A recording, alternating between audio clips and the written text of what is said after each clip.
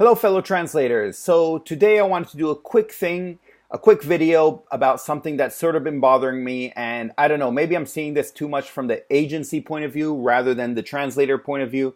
But since chances are you're going to be dealing with agencies or you're dealing with agencies or either way you're dealing with end clients, this will apply to you. And it has to do with rush jobs or jobs that need to be finished in a hurry or stuff like that. Now, I've covered these before. Rush jobs are a pain, and very often they tend to be red flags, and that's still the case, very much so, but they will come up.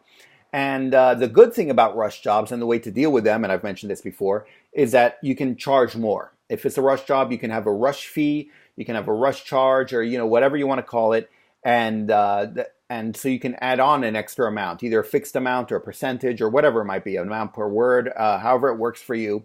And so that way you can actually get paid more. And so that way you can take something that isn't, that sort of sucks, but you can use it to your advantage.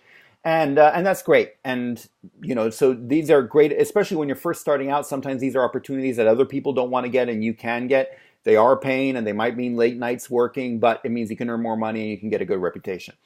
But one thing that I should say is that rush jobs don't mean crap jobs. You cannot take away quality and use rush job as an excuse. And I say this because I recently had a translator work on a translation for me, and yeah, this isn't the first time, but it just amazes me because basically the translator did this rush job and got paid very well for it, by the way.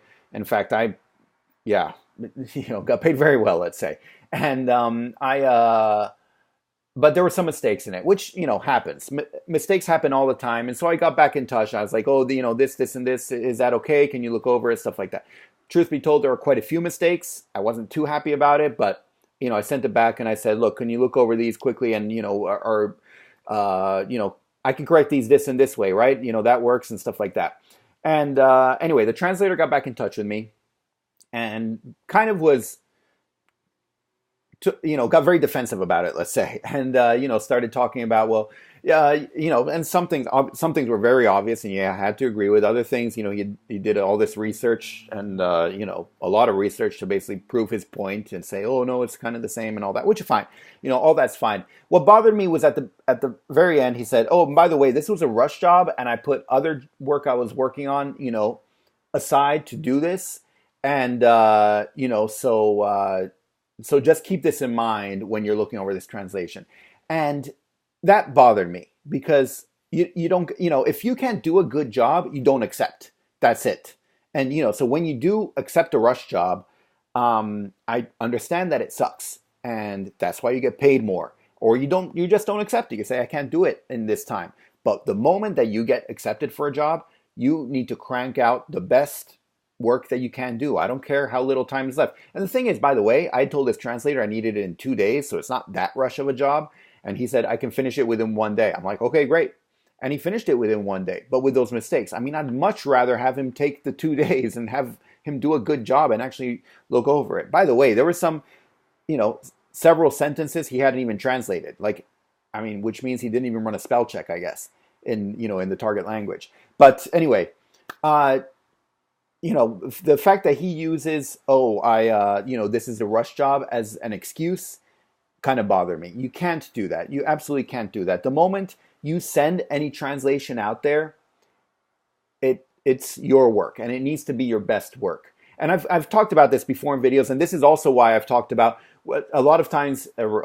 sometimes people might ask, oh, your rate is too high, and because I've been told this before, they'll say your rate is very high. I'm like, well, look, it includes my translation, then later my editing, and I make sure it has a good, it's a good translation. I send it out, and and then the client said, oh, don't worry about the editing, just do a quick translation and send it to me. And I really don't like that because this means you're sending out work under your name that's subpar and not good. And this work is out there forever, by the way. Even if you have some deal with your client that it doesn't need to be the best work out there, that doesn't matter. It's work under your name that you've worked on and that goes out there. And by the way, any agency you work with, chances are they change their project manager, whoever you're dealing with, like every 6 months. And so the next person that comes and, sees your work and sees how many corrections had to be made to your work, they're not going to want to hire you because they don't know. Or even if it's the same project manager, they might not remember that they told you not to worry about the editing later or to do a good job. Anyway, so as soon as you send work out there, as soon as you email whatever translation you've worked on to the client, it's out there, and that needs to be your best work. Okay? If you do notice a mistake after or anything like that, then absolutely tell them. Say, "Oh, sorry, can you work on this version because I need to correct a small thing." Look, once again, things happen. They happen all the time, and people are understanding usually about that. But we also need to run our own business, and so if I paid you well, for a rush job, which, by the way, I keep saying rush job. It was a 2-day job, and it was 2 days for less. It was 2 days for about, I can't remember the number of words actually, but it wasn't all that many actually. And I keep saying rush job, but I think it was less than 2,000 words. So 2 days for 2,000 words isn't all that bad. And, but this person said he could finish, but I needed it done within the 2 days. That's the thing. It was a fixed deadline. I was like, I need it done by then. No ifs, ands, or buts, 1 minute later, and that's it.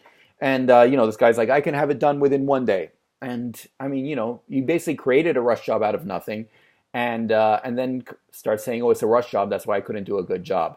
And I know, I don't buy that. I don't like it at all. And as an agency, I can tell you, if you hear something like that, it kind of puts up a red flag. And so don't use that as an excuse. As soon as you accept a job, it needs to be your best work. And I know I don't want to add to the, you get a lot of.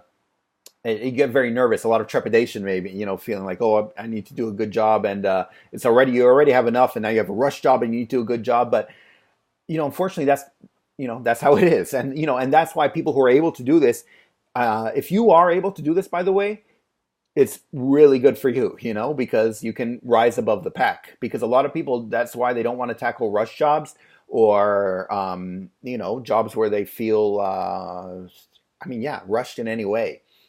I don't know. I'm kind of wondering if I should start off this video and not keep calling it a rush job, because it wasn't really a rush job. I was just I really needed it within that time, basically, and it was less time than I had thought originally. But regardless, whatever. Just make sure anytime you do a job, it's your best work out there. Rush jobs are no excuse to do a bad job. And so if you can't work on it, don't work on it. If you want to get paid a lot more to work on it, ask for more money and say, "This is my rush fee," which is fine. If you absolutely can't finish it by the deadline, let the client know as soon as possible. Because I've also had people who try to, be a bit late, and then I can't get in touch with them, and then finally, they email me the next day, say I finally finished it. No, that's bad.